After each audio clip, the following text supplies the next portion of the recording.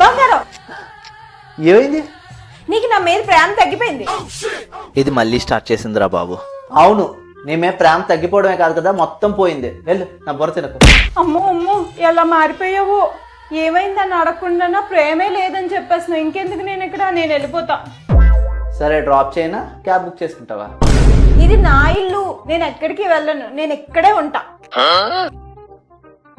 అబ్బా, ఏమైందో చెప్పు. ఆషాఢమని గోరింటాకు పెట్టుకున్నా, చూడు అసలు పండ్లే. అంటే నీకు నా మీద ప్రేమ తగ్గిపోయిందనే కదా. అబ్బా, ఇప్పుడు ఈ పాయింట్ పట్టుకుందా?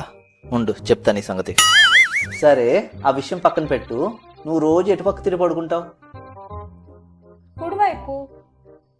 మరి ఎడం వైపు తిరిగి ఎందుకు పడుకోవు? నాకు అలవాట్లేదు, ఏం చేయను.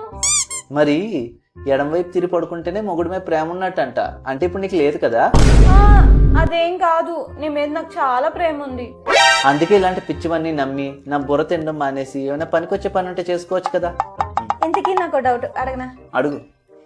ఎడం పక్క పడుకుంటేనే భర్త మీద ప్రేమ ఉందని ఎవరు చెప్పారు? ఇంపార్టెంట్ విషయాలన్నీ వదిలేసి ఇటువంటి పనికి మాలిన విషయాలు అడిగేవాడిని కూట్లే అంటారా. వెళ్ళి పని చేసుకోప్ప. అబ్బా, వెళ్ళిపోతున్నాను. నాకు డౌట్, ఇందాక నువ్వు చెప్పిన చైనీస్ వాళ్ళు నమ్ముతారు కదా,